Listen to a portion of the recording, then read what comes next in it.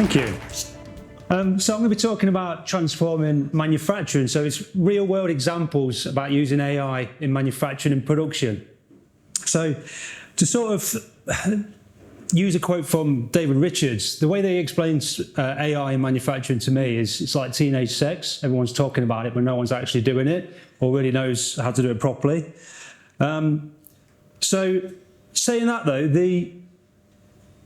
the growth in AI in manufacturing is huge, and it's looking to annually grow by around 45% over the next few years, up to $20 billion globally in 2028. So that investment should allow us to see massive improvements in the way that AI is adopted in manufacturing, allowing machines to sort of mimic human intelligence, be able to automate complex tasks and analyze huge amounts of data. And this is obviously going to allow companies to realize higher revenues, lower manufacturing costs, and also make more safer plants for people to work in as well. So today we're going to delve into the transformative power of that AI. But really what I want to do is focus on the insights that are derived from the data that's available and talk about some of the challenges and some of the mistakes that are being made at the minute. So, as I was introduced, my name is Keith Smith. I'm delighted to be here this evening. I'm the co-founder and COO of Intelliam, and our focus is all about revolutionising asset management in manufacturing. So the way that we create value from assets that are making the things that we live with and eat and use and drive every single day. And we're doing that by using the power of AI. So I just want to make very clear my experience. So I'm not a data scientist or a programmer. My background is 24 years working in factories. I'm a mechanical engineer by trade. I did my apprenticeship. Worked in most different functions within engineering and operations or in the factory. So within Intelliam, my job really is about focusing and bringing to life the great work that our data scientists are doing and the insights, making sure that they're relevant and that they're going to bring value to our customers. And I've witnessed already the impact the machine learning can have in manufacturing about driving efficiencies is amazing. And what I want to do is sort of give you some context on the size of the impacts. We're talking millions of pounds savings in a very short amount of time. So in order to understand the data, I know you can't really see much of that. I want to just take a step back. I want to narrow the scope. So when I say manufacturing, we could be talking about introducing machine learning into functions like R&D, finance, IT, OT, sales. But I'm focusing on the shop floor. So the way that we make our bread, the way that we make our flour, our medicines, our house bricks, cars. The concept of machine learning in production has been around for many years, but it's been quite underwhelming, to be honest. And, you know, there's been quite a lot of hype. When adopters of AI in manufacturing have been asked, what areas have you been installing and testing and trying? It's always really about, and if you Google AI in manufacturing, the first thing that'll come up is predictive maintenance. The idea that we can add sensors to our machines that can give us insights in the health of them machines. So on the top two things there, we've got analysis of IoT, which is Internet of Things sensors, and preventative maintenance. So essentially, these are devices that are glued or screwed onto machines, and they send information back to the cloud. Essentially, things like vibration, temperature, the current that a motor might be drawing. And we can use machine learning to start analysing patterns and try to predict failure. So why these sensors do have a place in the tapestry of machine learning that we need to use in manufacturing, but it's not the be all and end all. And that's kind of one of the things that Intelliam are trying to do, is help manufacturers understand that. It's a technology, if we just use that as machine learning, it's not going to move the dial. It's not going to help these people get more production, get more value from their assets. You know, some of these devices, they're battery operated, they take readings once a day. Sometimes when you take the reading, the machine's not even running. It's not got any contextual data to go with it, and I'll give you some examples of that. So if we take a pump and we need to pump, say jam, we're in a jam factory, we're going to pump jam from the pump to one machine, and there might be another 4 or 5 machines, and the pipe work to that machine could be as different as from 5 meters away to 100 meters away. So every time that pump is pumping to a different machine, it's got a different vibration waveform. And let's say that pump also pumps water. You've now got another complexity in there. So these sensors are sending up vibration data with no context whatsoever, and we're expecting machine learning to be able to pick up exactly what the alarm criteria should be. So that's why me personally, having worked in factories for many years, very frustrated and have been quite frustrated about that. And that's because if you talk to most automation engineers or many engineers that's got a lot of experiences, we always know where to go to get the information. If I need to know where we're underperforming, we always go to the same place. If we want to talk about where to improve efficiency or where to understand machine health, all of the data that we need is normally stored within the PLC. It's the programmable logic controller of the machine.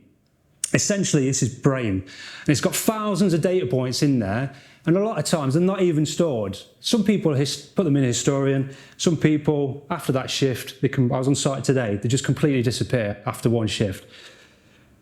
We're talking about every decision that machine makes, all the history of everything in the bin. Dormant data points not being used. So if we look at this factory, I assume that there's a few people in the room that have probably never stepped foot into a manufacturing factory before. This is very much the case that you would see. Lots of different types of technologies. We've got conveyors down here with the blue motor gearboxes. We've got storage tanks, prep areas. And in this area here, in this cabinet here is where the PLC would be. And this is the PLC here. So just so you've got some visualization of what that would look like. And the PLC is the nerve center of all modern manufacturing, capturing all the data, like I say, and it's the performance data, sensor data, alarm data, raw material data, everything you can think of around that machine is in that brain. So according to recent estimates, the average manufacturing plant is collecting terabytes of data a day.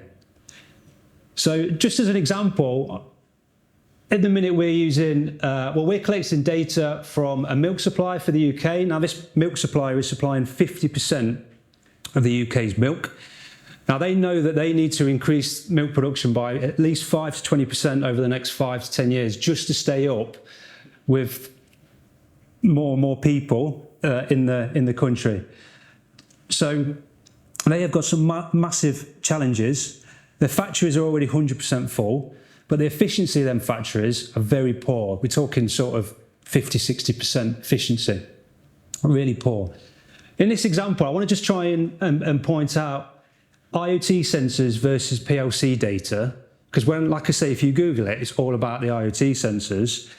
If we visualize that in terms of size and the data that we want to capture, I didn't have enough space on this screen. So if we think about the area of, if we think about the area of data as sort of equivalent to the fingernail on your little finger, the area of this dance floor would be the area of the PLC data. We're talking, we was collecting 600 data points at the milk factory. We're now collecting 150 million data points off of 4 machines. So incredible amounts of data.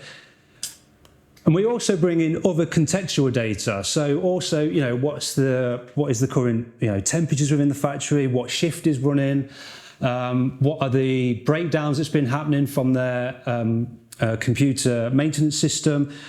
All of that information, we can even now bring in when lubrication has been applied to the rotating assets and looking after that. So all of that is coming in, and you can start seeing that when we overlay that data, then we're going to start getting some really powerful insights and predicting when failures are going to be, and also noticing patterns when we're not running at the right speed, the right settings.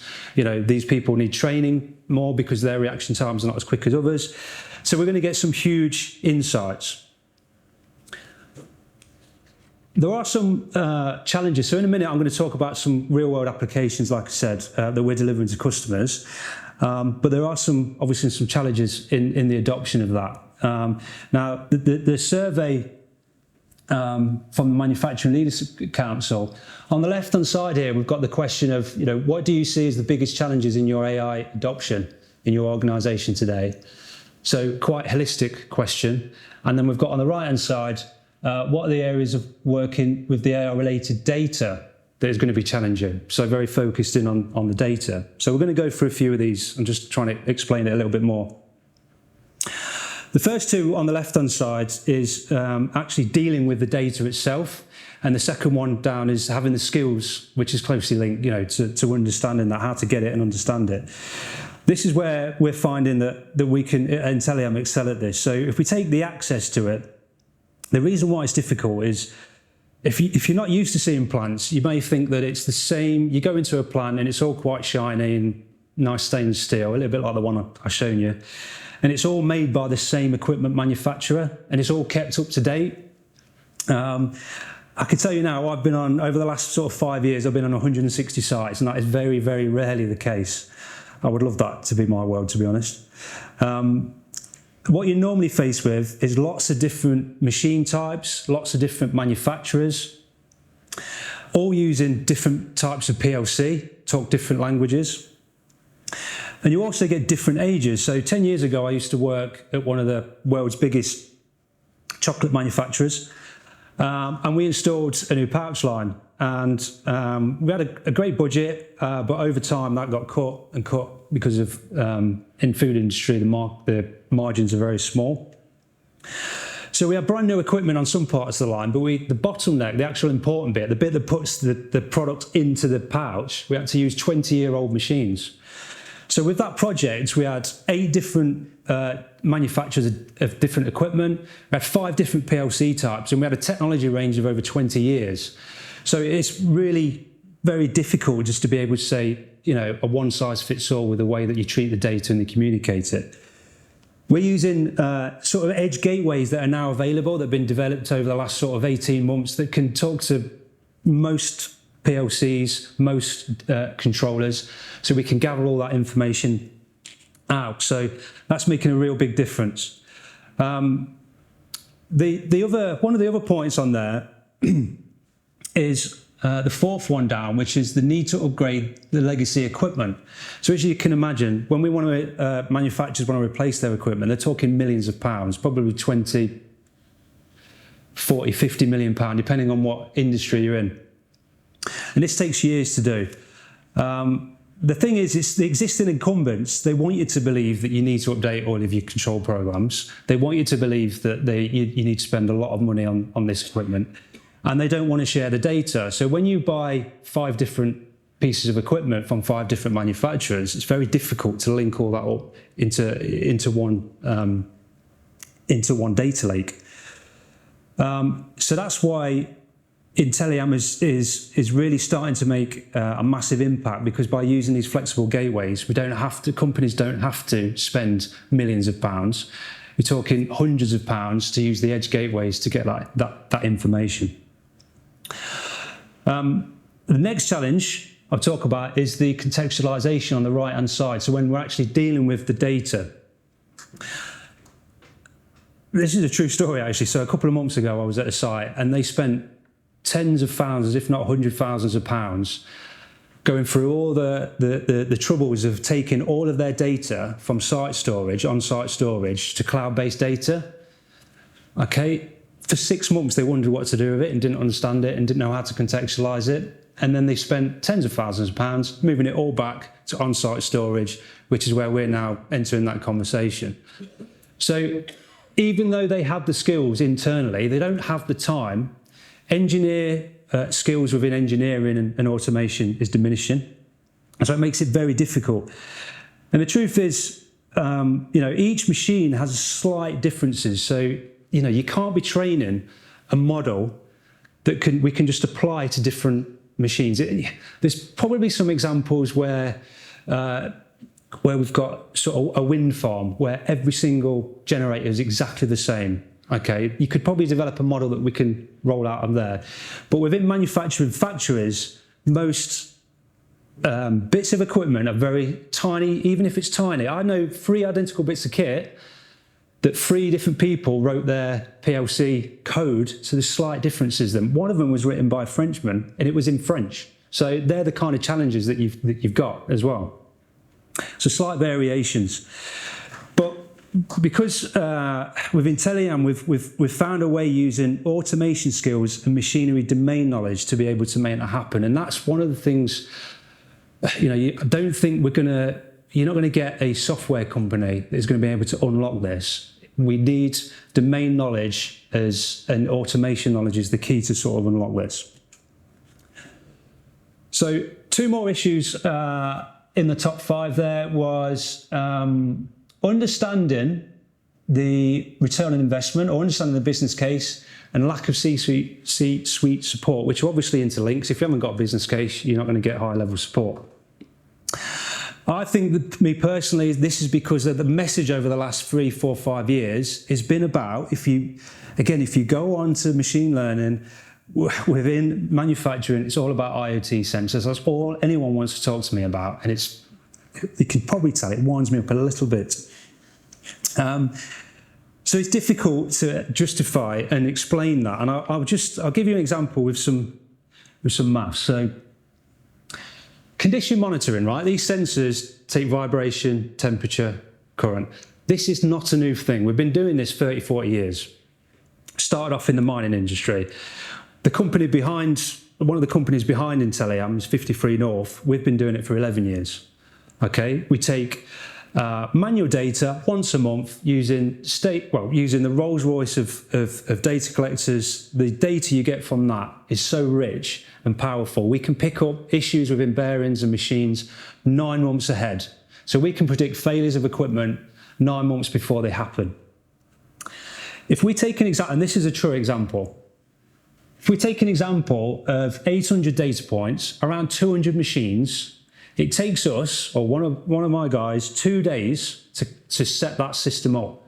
So it's less than £2,000 to set that up, 1,500 quid.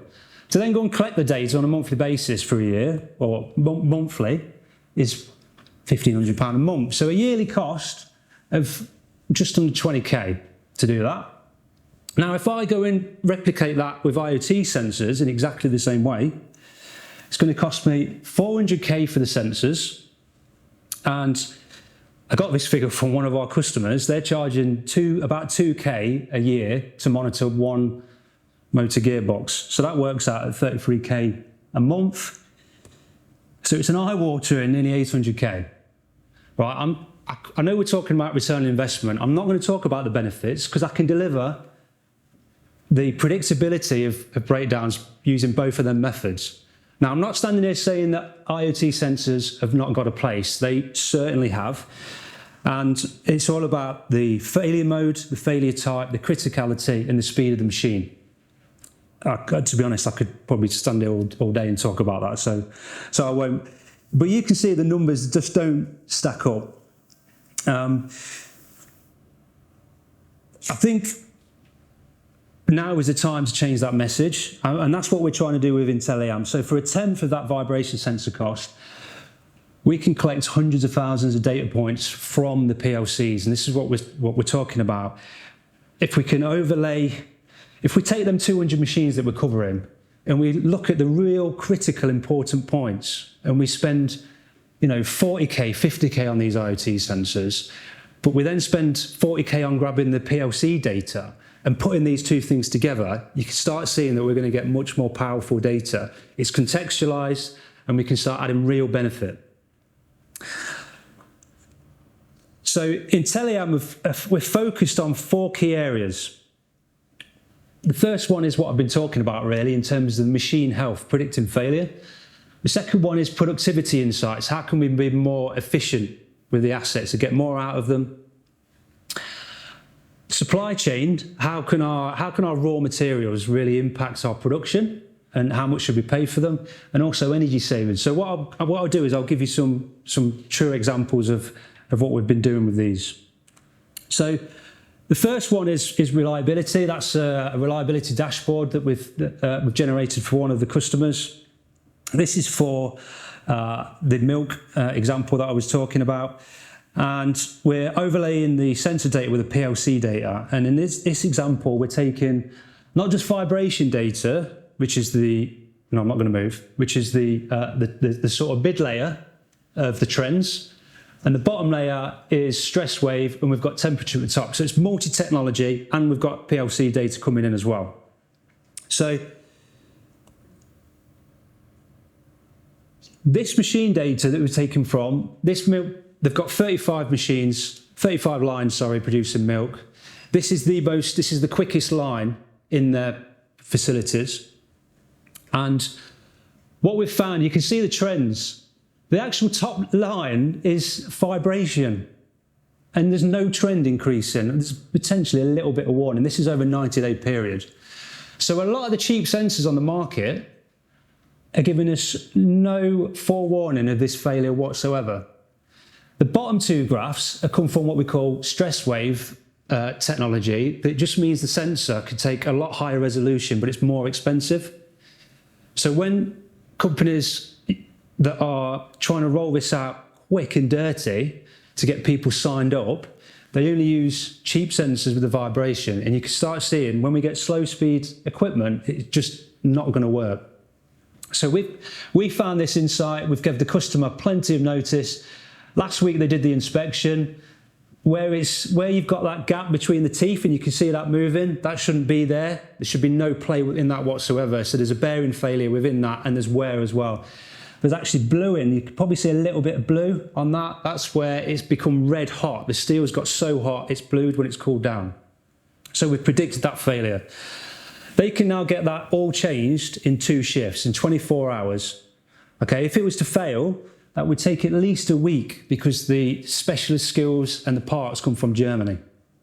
So that's just one example where we're saving literally hundreds of thousands of pounds using this and supporting the milk factory from achieving their targets of being able to increase their production by 5%.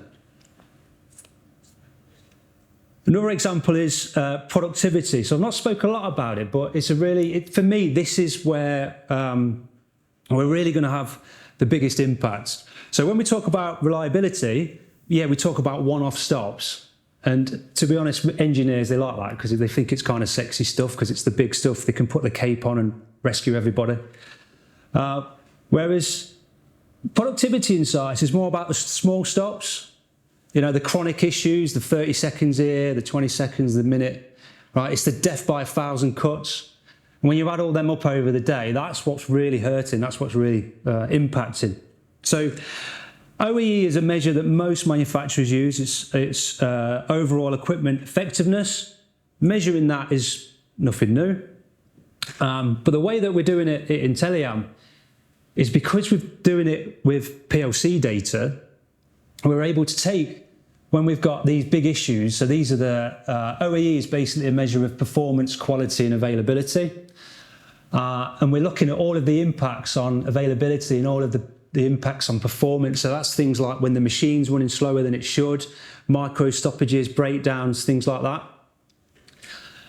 So what we're using the machine learning tools to do here is when we select what the biggest issue of that day is, to look over every time it's happened on that day or on that period that we're looking over, what are the patterns of data across the 150 million data points that we've got that are leading up to these failures, you know, and then giving the insights back to say, actually, if we just focus on these 10 things, because these are the 10 things that we think are causing these, it saves the engineers. Well, I honestly can't tell you how much I would have given my right arm for this 10 years ago.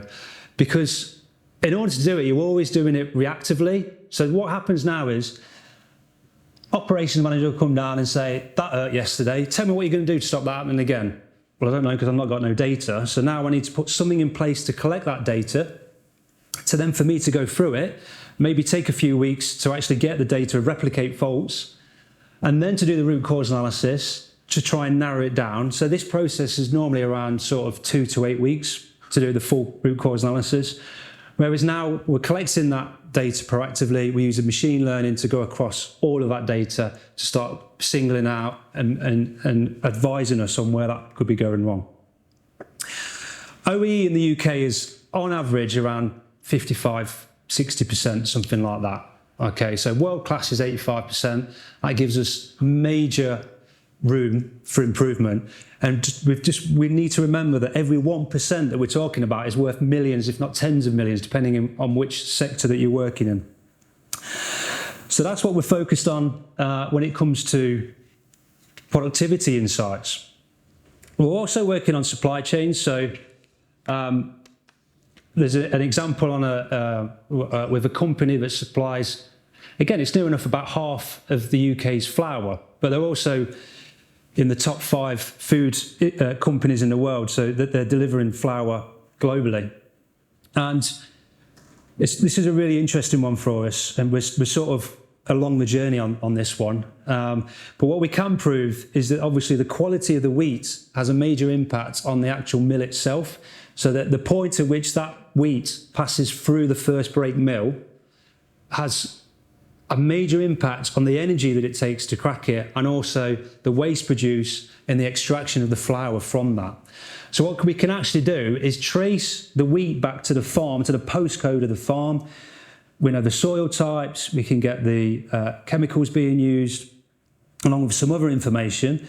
When it comes into the factory, we can test it for 7 key areas, things like protein, moisture content, hardness.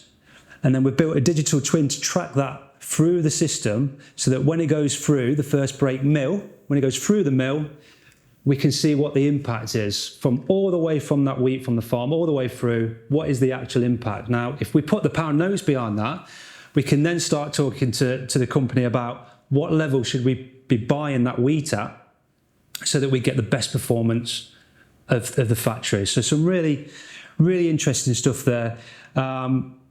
Even the simple things though, so I'll just go back. So wasn't this one of these examples? Just the visualization of some of this data is very, very powerful and cannot be underestimated. You know, with no sort of machine learning at all, just the visualization. So on an example like this, we've got a dashboard where you click on the issue that you've had, and it visualizes just the time of day and how many occurrences and that type of information.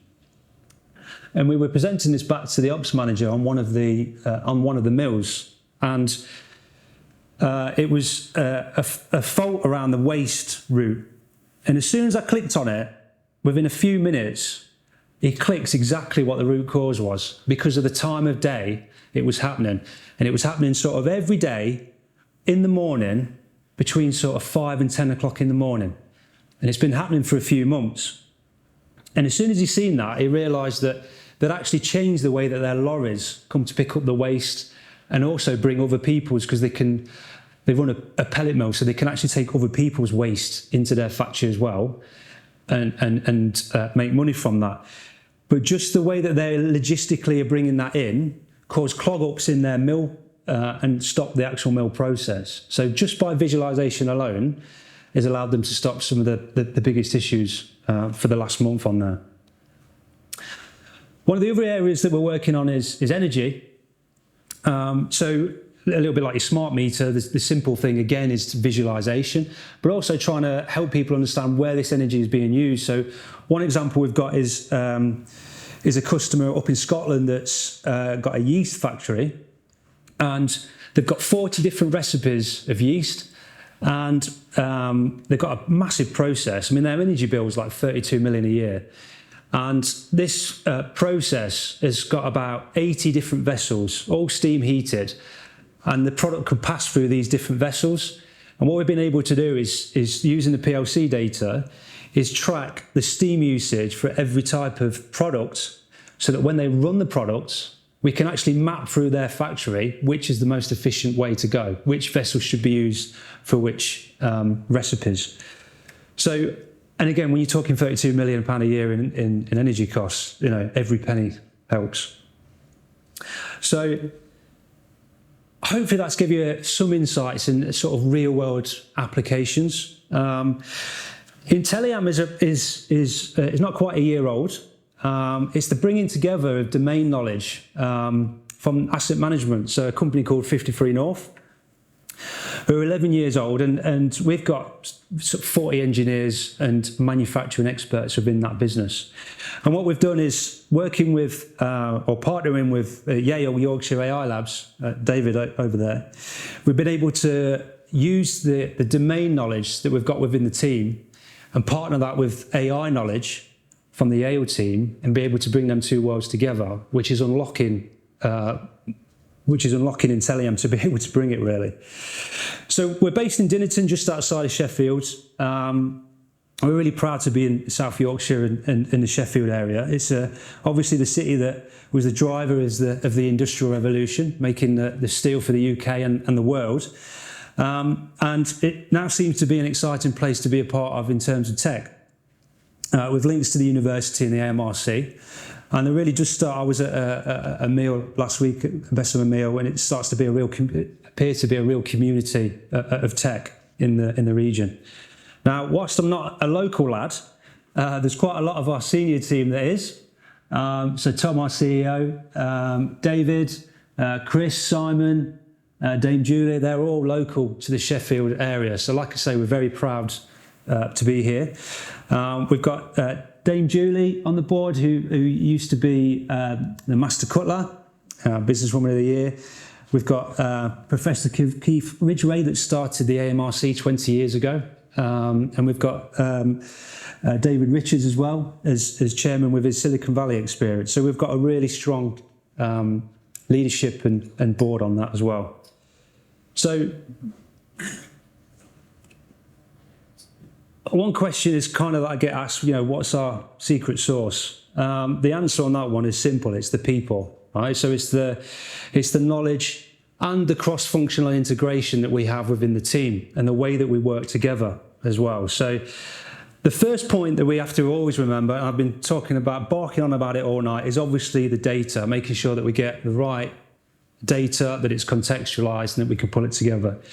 But to be able to get that and understand it, we need two key skills that I mentioned earlier, and that's the domain experts and the automation engineers are on the sites within Intelliam to be able to get that.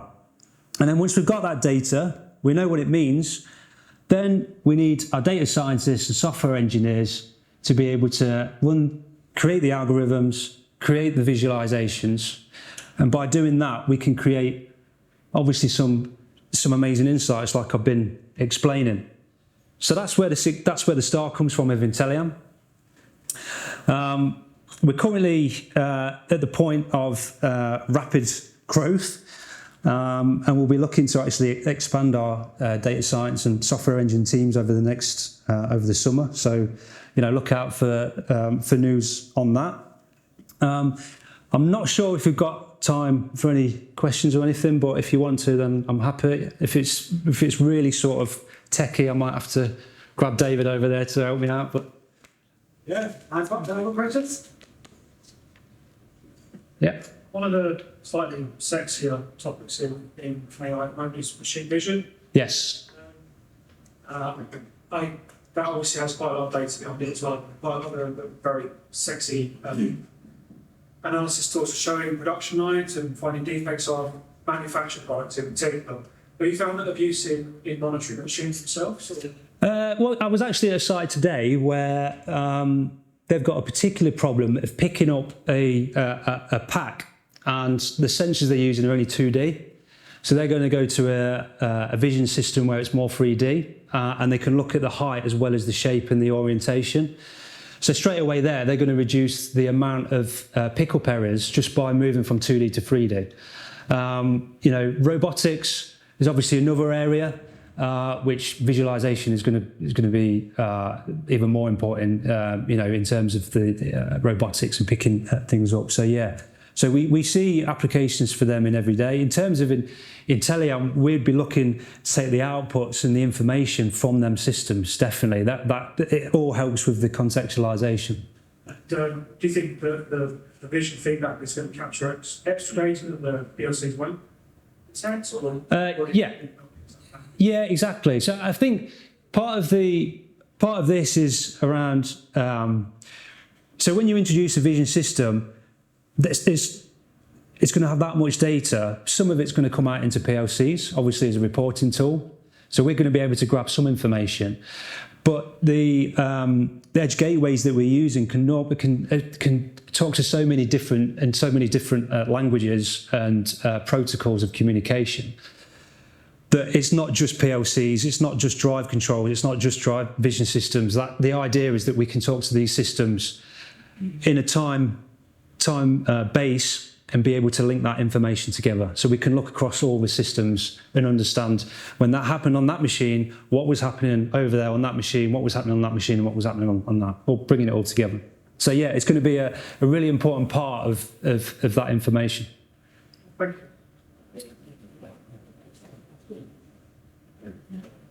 you. What with a manufacturing company who likes to get them from spreadsheets into like a CRM system, so that's where the AI requirement. Right. I'm sure they benefit somewhere else from this. Do you see then need to catch up with that before they even be able to look at something like this? So there's no reason why they couldn't or say big leap, start getting use out of data. And again, I don't know what scale guys around and they run still, is the theory and principle still the same?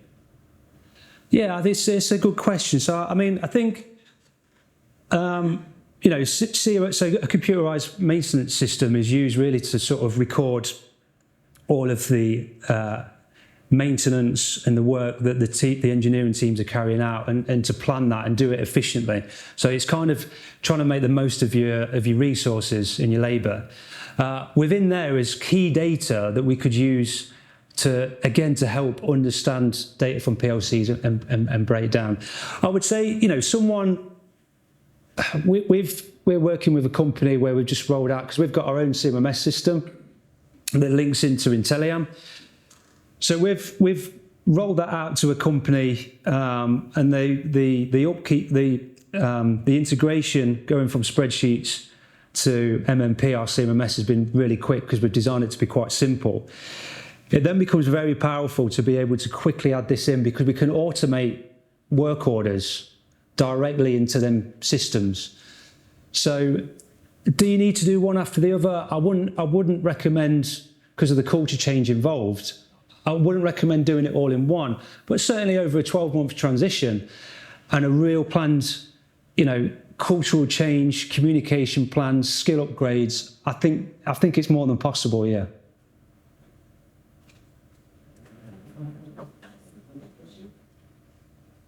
Yeah. Thanks. There's an interesting work being done with Granger causality and time series for root cause analysis. Okay. I don't know if you've gotten into any of that at all. Just curious. I personally haven't. Our data team probably could have done. But like I say, I'm not the best person to talk about the technology that we're using. In terms of my role, really is to help contextualize the data, let the machine's data scientists understand exactly what we need to produce, and give them a little bit of freedom on exactly what they need to do that. What we are doing is building templates for the, you know, like for the OEE tool and for the reliability tool to get people there. So we're constantly trying to improve things. I can't answer that because I don't personally know, but obviously it'll be of interest to us because that's exactly what we're trying to do. The root idea is, instead of just saying these are your anomalies, this is the anomaly that might have been the cause. Yeah, exactly right. Yeah. Yeah, and to do that, you need the data and the contextualization behind it, which is what people are struggling with at the minute. Questions? If anybody can think of a question after you walk out tonight, how can they find you? Yeah, good question. I should have put that on that slide. LinkedIn is always the best way. If you go on LinkedIn and Intelliam or 53 North, then that's probably the best way.